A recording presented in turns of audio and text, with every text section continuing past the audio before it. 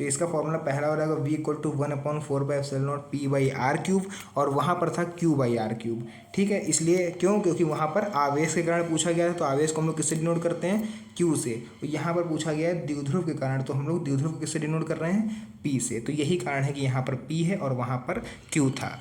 नमस्कार साथियों, स्वागत है आपका आपके अपने YouTube चैनल पाठशाला बाई आकाश में। तो आज की इस वीडियो में हम लोग बात करने वाले हैं क्लास 12 फिजिक्स के सभी अध्यायों के महत्वपूर्ण सूत्रों के बारे में, जो कि आप लोग के सवाल लगाते समय बहुत ही ज़्यादा हेल्प करते हैं। तो अगर आप लोग न्यूमेरिकल लगाने बैठते हो और आपको फॉर्मूला नहीं याद आता है, तो आपको किताब के मोटे मोटे पन्ने बार बार पलटने पड़ते हैं, जिसमें कि आप लोग को टाइम भी वेस्ट होता है और आप लोग को जो फॉर्मूला है वो भी समय से नहीं मिल पाता है। तो ऐसे में आप लोग उस सवाल को छोड़ के आगे बढ़ जाते हो और आपका लॉस हो जाता है। तो इस वीडियो में हम आप लोग को कंप्लीट न्यूमेरिकल्स के जो भी आप लोग को फॉर्मूले लगने वाले हैं फर्स्ट चैप्टर से लेकर 7 चैप्टर तक, तो वो सारे फॉर्मूले आप लोग को हम इस वीडियो में बताने वाले हैं।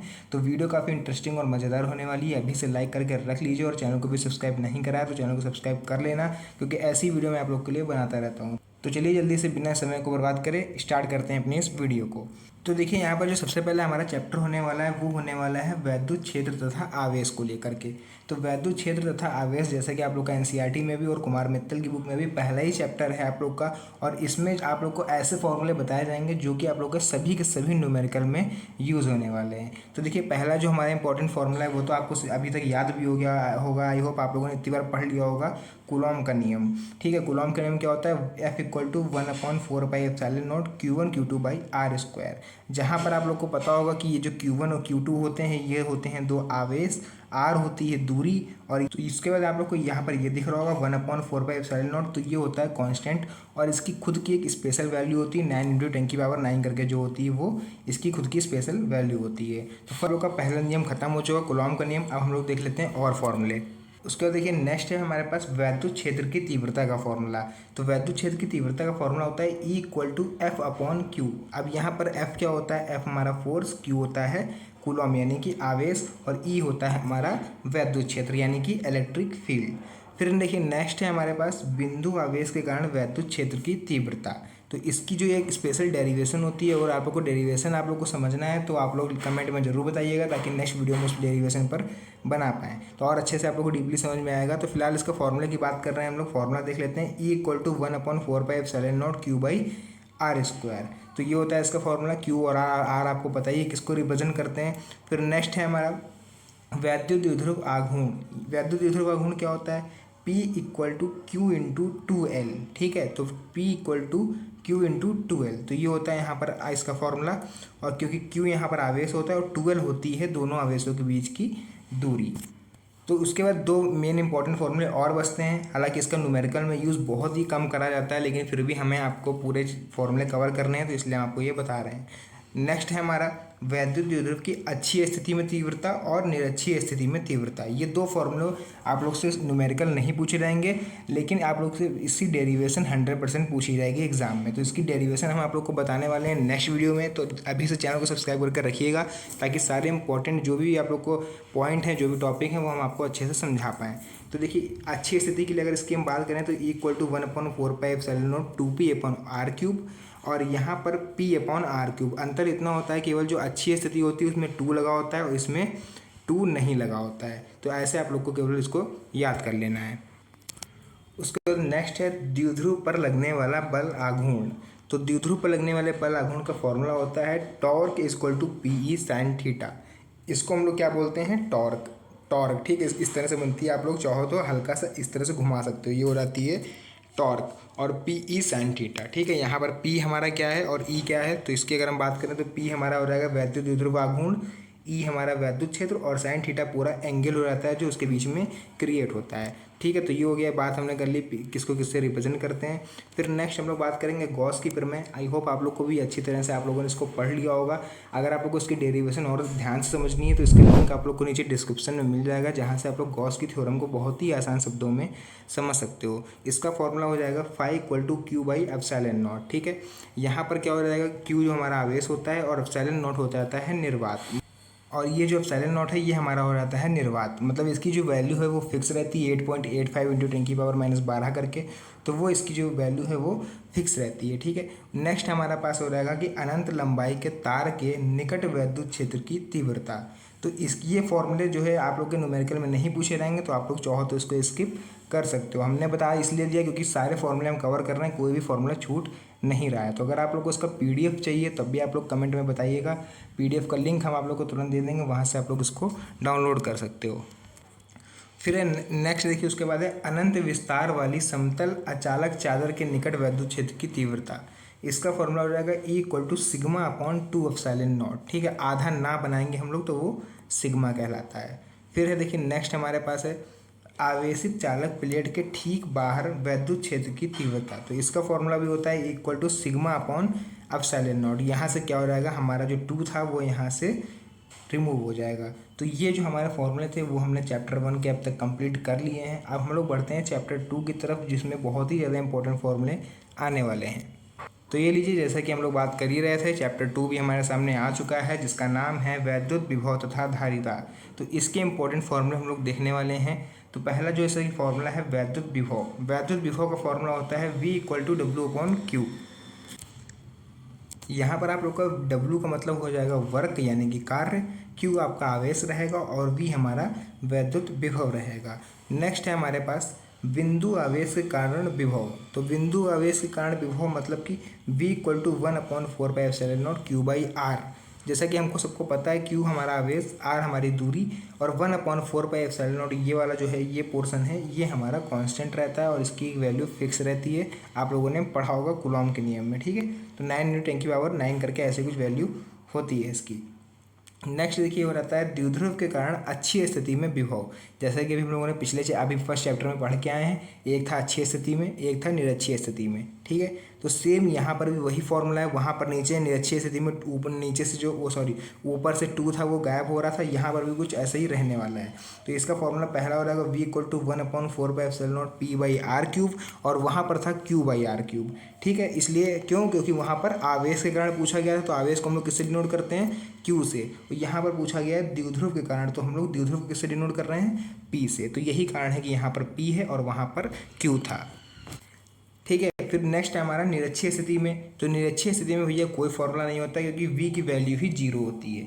क्यों जीरो होती है ये हम आपको डेरिवेशन में और अच्छे से समझा पाएंगे, यहाँ पर हम आपको विस्तार से नहीं समझा पाएंगे क्योंकि आपको डेरिवेशन जिन बच्चों ने करी होगी उनको पता होगा 0 क्यों होती है, क्योंकि एक माइनस में चला जाता है, एक प्लस में रहता है, तो माइनस प्लस करके लास्ट वाले कट जाते हैं। ठीक है, इसलिए वहाँ पर 0 बचता है। तो हम आपको इसकी डेरिवेशन अलग से करा देंगे, आप लोग बस बने रहिएगा एंड तक। फिर देखिए नेक्स्ट है हमारा विभव प्रवणता। तो विभव प्रवणता ये सबसे ज़्यादा पूछा जाने वाला टॉपिक है इस चैप्टर से, विभव प्रवणता। तो इसका फॉर्मूला आप लोग अच्छे से याद करना और इस पर सवाल आप लोग को सबसे ज़्यादा देखने को मिलेंगे, फिर चाहे NCERT की बुक हो या फिर कुमार मित्तल की बुक हो। तो V = -dV/dr। जिन बच्चों ने मैथ ले रखी है उन्होंने शायद अवकलन अभी तक ना पढ़ा हो, या हो सकता है जिन बच्चों ने पढ़ भी लिया हो। तो यहाँ पर अवकलन करा जा रहा है dV/dr का। तो आई होप मैथ वाले बच्चों को ये पता होगा। फिर देखिए नेक्स्ट हमारा फॉर्मूला है 2 बिंदु आवेश निकाय में स्थितिज ऊर्जा। तो एनर्जी का फॉर्मूला देखिए पूछा गया है, तो यहाँ पर हमने इसको U से डिनोट कर दिया है। ठीक है, U 1/4πε0 Q1 Q2/R। Same to same, बस कूलॉम के नियम की तरह है, नीचे बस R² नहीं है, केवल R है, बाकी कूलॉम का नियम ही सेम टू सेम है।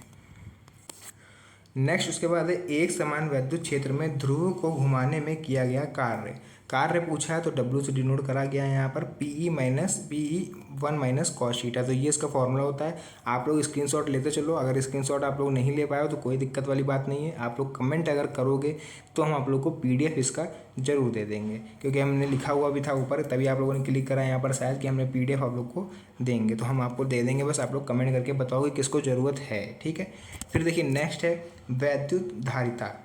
ठीक है, नेक्स्ट हमारा क्या है, वैद्युत धारिता। तो वैद्युत धारिता का फॉर्मूला यहाँ होता है C = Q/B। मतलब कि यहाँ पर किससे डिनोट करा गया है, Q को कूलॉम से, V को वोल्ट से और C को कैपेसिटी मतलब कि धारिता। क्या होती है धारिता, ज़्यादा हम लोग इस समय थ्योरी नहीं पढ़ रहे हैं, इसलिए आप लोग को हम यहाँ पर नहीं बताएंगे। बाकी आप लोग को थ्योरेटिकल पार्ट भी आप लोग को देखने को मिलेंगे, तो उसमें आप लोग इसको अच्छे से समझ लीजिएगा। ठीक है, धारिता मतलब किसी चीज़ को धारण करना, किसी चीज़ को स्टोर करना, तो वो होती है धारिता, तो मतलब कैपेसिटर। नेक्स्ट है देखिए उसके बाद विलगित गोलीय चालक की धारिता।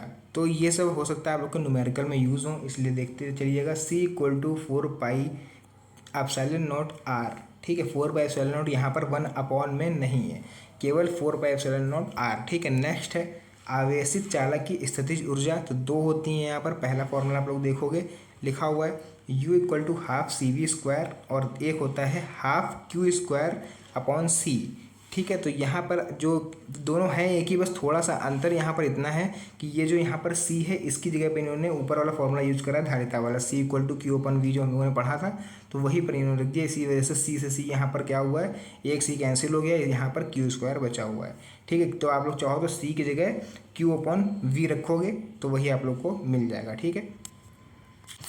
उसके बाद देखिए नेक्स्ट है हमारा समांतर प्लेट संधारित्र की धारिता। समांतर प्लेट संधारित्र की धारिता क्या होती है, C = εA/d। तो इसको बस आप लोग देखते चलिए कि हाँ आप लोग को लगे कि हमने पढ़ा हुआ है, ताकि आपको कभी देखो तो इसको नया ना लगे। बाकी इसका यूज़ नहीं होने वाला है, क्योंकि केवल न्यूमेरिकल में आप लोग का यूज़ होगा, वो भी अगर 20 न्यूमेरिकल कहीं करोगे तो उसमें शायद 1-2 न्यूमेरिकल आए जिसमें इस फॉर्मूले का यूज़ हो। लेकिन उसका देखिए नेक्स्ट है हमारा संधारित्र का संयोजन किस तरह से करेंगे। तो अगर हम लोग बात करें यहाँ पर इसके श्रेणी क्रम में, तो श्रेणी क्रम में इसका फॉर्मूला होता है 1/C = 1/C1 + 1/C2 करते करते जितने भी कैपेसिटर लगे हों आप उनको वैल्यू रखते चले जाओ, उसका आंसर निकल आएगा। ये होता है श्रेणी क्रम में, ठीक है। और समांतर क्रम में इसका फॉर्मूला होता है C = C1 + C2 + C3 plus जितने भी होते चले जाएं इन्फिनिट तक आप लोग जोड़ते चले जाना, ठीक है, जितनी वैल्यू दी हूँ। अब एक चीज़ ध्यान सुनना, इसमें बच्चे अक्सर कंफ्यूज होते हैं समांतर ये श्रेणी क्रम में और समांतर क्रम में, क्योंकि आप लोग हाई स्कूल में पढ़ के आओगे रेजिस्टेंस का वहाँ पे उल्टा होता है। अगर वहाँ पर श्रेणी क्रम में बात करें तो वहाँ पर श्रेणी क्रम में ये वाला फॉर्मूला लगता है R = R1 + R2 + R3, और समांतर क्रम में ये वाला लगता है। तो यहाँ पर थोड़ा सा अपोजिट है, तो आप लोग को यहाँ ध्यान रखना पड़ेगा, बहुत से बच्चे इसमें कंफ्यूज होते हैं, ठीक है। नेक्स्ट देखिए लास्ट हमारा यहाँ पर इस चैप्टर का लास्ट फॉर्मूला है आवेशित संधारित्र की प्लेटों के बीच ऊर्जा घनत्व। इसका जो आपका फॉर्मूला रहेगा U = ½ εE²। तो इतना इसी फॉर्मूले के साथ क्या हुआ, हमारे जो 2 चैप्टर के इंपॉर्टेंट फॉर्मूले हैं वो पूरे कंप्लीट हो गए हैं बिना किसी फॉर्मूले को रिमूव करे हुए। तो हर एक फॉर्मूला आप लोग को स्टार्टिंग के 2 चैप्टर का बता दिया गया है। अब हम लोग बात करने वाले हैं तीसरे चैप्टर के इंपॉर्टेंट फॉर्मूले की। तो तीसरा चैप्टर भी मेरे सामने आ चुका है यहाँ पर, वैद्युत धारा जिसका नाम है, और इसके जो इंपॉर्टेंट फॉर्मूले हैं उसमें पहला है वैद्युत धारा का, जो कि आप लोग हाई स्कूल लेवल से पढ़ते आ रहे होंगे, Q = IT करके जो होता है, और एक होता है Q = NE, ठीक है। तो I = Q/T और I = NE/T। तो 2 फॉर्मूले होते हैं, इसको आप लोग इस तरह से भी लिख सकते हो, चाहो तो इसको लिख लो, एक लिख सकते हो Q = IT, ठीक, और एक आप लोग लिख सकते हो Q = NE, है ना। ये किस तरह से लिख सकते हो ये आप लोग से पता हो, नहीं पता हो तो हम बता दे रहे हैं। Q = NE कैसे लिख सकते हैं, IT तो आपको समझ में आ रहा होगा कि इस I की इस T से मल्टीप्लाई करा दी तो Q = IT। अब देखिए यहाँ पर क्या होगा, I और T अगर हम मल्टीप्लाई कराओ तो क्या बनेगा IT, और IT किसके इक्वल में हो रहा है कि Q के इक्वल में, अगर इस फॉर्मूले की बात करें तो इसीलिए लिख सकते हैं हम लोग Q = NE। तो ये तो हमारे जो स्टार्टिंग के फॉर्मूले थे। नेक्स्ट हमारा फॉर्मूला है धारा घनत्व तथा अनुगमन वेग में संबंध। तो आप लोग को बताएं इसकी जो डेरिवेशन है वो 5 नंबर में पूछी जाती है बोर्ड एग्जाम में, और रिसेंटली 2024 जो अभी एग्जाम हुआ है इसमें पूछी भी गई है। तो इसके 2 फॉर्मूले होते हैं, यहाँ पर फॉर्मूला आपको बताया जा रहा है क्योंकि इस पर वेट सवाल आप लोग को करने पड़ेंगे। तो पहला फॉर्मूला है J = IA, नेक्स्ट है J = NEVD। तो ये 2 फॉर्मूले होते हैं इसके। फिर है नेक्स्ट है गतिशीलता यानी कि परमेबिलिटी। गतिशीलता का फॉर्मूला क्या होता है, μ = VD/E, जहाँ पर हमारा VD क्या रहने वाला है, अनुगमन वेग, और E हमारा वैद्युत क्षेत्र, और μ0 हमारा क्या हो जाएगा, गतिशीलता यानी कि परम्यूबिलिटी। नेक्स्ट है हमारा है विशिष्ट चालकता तथा धारा घनत्व में संबंध। इसका फॉर्मूला होता है J = σE, ठीक है। ये हमने आपको बता दिया J = σE, ये इससे ऊपर वाले भी हम बता चुके हैं आप लोग को। वैद्युत ऊर्जा का फॉर्मूला क्या रहता है, W = VQ, ठीक है, यानी कि VQ यानी कि अगर हम बात करें तो एक होता है वोल्ट, एक होता है आवेश, इसलिए इसको हम लोग यहाँ पर VQ लिख रहे हैं। नेक्स्ट हो जाएगा W = VIT, ठीक है। उसके बाद अगर हम बात करें अगले फॉर्मूले की तो हमारा शक्ति यानी कि पावर का फॉर्मूला क्या होता है, P = W/T। W यहाँ पर हमारा वर्क रहेगा, T हमारा टाइम रहने वाला है, ठीक है। नेक्स्ट P = VI, ठीक है। तो मतलब पावर के ये 2 फॉर्मूले होते हैं, और भी होते हैं, अगर आप लोग हाई स्कूल में पढ़ा होगा तो पता होगा, लेकिन ज़्यादा ज़रूरत है नहीं, केवल 2 फॉर्मूले की ज़रूरत है, इसलिए हमने आप लोग को 2 ही बताए हैं। नेक्स्ट है सबसे इम्पोर्टेंट इस चैप्टर का, आप लोग के सामने है व्हीटस्टोन ब्रिज, यानी कि व्हीटस्टोन सेतु। एक ही फॉर्मूला होता है सबसे सरल, लेकिन इसकी डेरिवेशन आप लोग को हम बताएंगे, बहुत ही मतलब सिंपल होती है, आप लोग को ज़्यादा कठिन लग रही होगी, लेकिन बहुत ही सरल वे में हम आप लोग को बताएंगे, जिसका लिंक आप लोग को डिस्क्रिप्शन में दे रहे हैं। आप लोग चाहते हो व्हीटस्टोन सेतु की अगर डेरिवेशन समझना बहुत ही ध्यान से, बहुत ही विस्तार से, तो आप लोग को उसका लिंक नीचे डिस्क्रिप्शन बॉक्स में मिल जाएगा, आप लोग वहाँ पर जाके पढ़ सकते हो। तो इसका फॉर्मूला होता है P/Q/R/S। ये कैसे आया, इसको जानने के लिए आप लोग उस वीडियो को देख लीजिएगा। इसके बाद नेक्स्ट है हमारा अज्ञात प्रतिरोध ज्ञात करने के लिए फॉर्मूला कौन सा होता है, तो S = 100 - L/L × R। इससे हम लोग अज्ञात प्रतिरोध ज्ञात कर सकते हैं। फिर है विद्युत वाहक बल, टर्मिनल विभवांतर तथा आंतरिक प्रतिरोध में संबंध क्या होता है। तो देखिए ये सबसे इंपॉर्टेंट है इस चैप्टर का, व्हीटस्टोन ब्रिज के बाद तो ये भी पूछा जाता है, और इस पर सवाल सबसे ज़्यादा आपकी ही बुक में मिल जाएंगे। अगर आप कुमार मित्तल बुक से न्यूमेरिकल लगा रहे हो तो आप लोग को सबसे ज़्यादा इसी पे बेस्ड सवाल मिलेंगे, जिसमें कि पहला हमारा है I = E/R+R। ठीक है, इसमें ये स्मॉल r जो आपको दिख रहा होगा ये रहता है आंतरिक प्रतिरोध, ये रहता है बाहरी प्रतिरोध। ठीक है, कुंजी वगैरह आप लोगों ने पढ़ोगे, विभव मापी, उसमें ये यूज़ होता है। फिर है E = IR+IR। तो जो स्मॉल r जहाँ जहाँ है इसका मतलब आंतरिक प्रतिरोध, कैपिटल R मतलब बाहरी प्रतिरोध। फिर है नेक्स्ट है E = V-IR। ठीक है, तो ये थे इस चैप्टर के फॉर्मूले। तीसरा चैप्टर भी हमारा इस तरह से पूरा कंप्लीट हो चुका है, और आप लोग को एक एक फॉर्मूला हमने बता दिया है फर्स्ट चैप्टर से लेके तीसरे चैप्टर तक। तो वीडियो काफ़ी ज़्यादा लंबी होती जा रही है जैसा कि हमें दिख रहा है, और मोबाइल में मेरी बैटरी ख़त्म होने वाली, इसलिए आज की वीडियो को हम यहीं पे एंड करना चाहेंगे। आप लोग से क्षमा चाहेंगे कि ये पूरे 7 चैप्टर तक हमने बोला था, लेकिन आपको हम नहीं बता पाए, लेकिन आप लोग को हम दिखा देंगे कि अगले वीडियो हमारी होने वाली है, और सारे इंपॉर्टेंट फॉर्मूले आप लोग को इसी तरह बताए जाएंगे। तो देखिए जैसे कि 4th चैप्टर आपको दिख रहा होगा, गतिमान आवेश तथा चुंबकत्व। ये देखिए इतने सारे फॉर्मूले भी बहुत से बचे हुए, मतलब वही आप लोगों ने समझ लिया, आधा पढ़ा है, आधा आप लोग के भी फॉर्मूले बाकी हैं। तो बस मोबाइल में थोड़ी बैटरी कम है, इसलिए हम इस वीडियो को यहीं पर एंड कर रहे हैं, वरना पूरी वीडियो, पूरी मेहनत मेरी बेकार हो जाएगी अगर फ़ोन स्विच ऑफ हो गया एक बार तो। ठीक है, तो बहुत ही जल्द आप लोग को सेकंड पार्ट मिलने वाला है, और PDF भी आप लोग को हम उसी सेकंड पार्ट में दे देंगे। तो मिलते हैं नेक्स्ट वीडियो में एक और अच्छी इंटरेस्टिंग वीडियो के साथ, तब तक के लिए धन्यवाद, जय हिंद।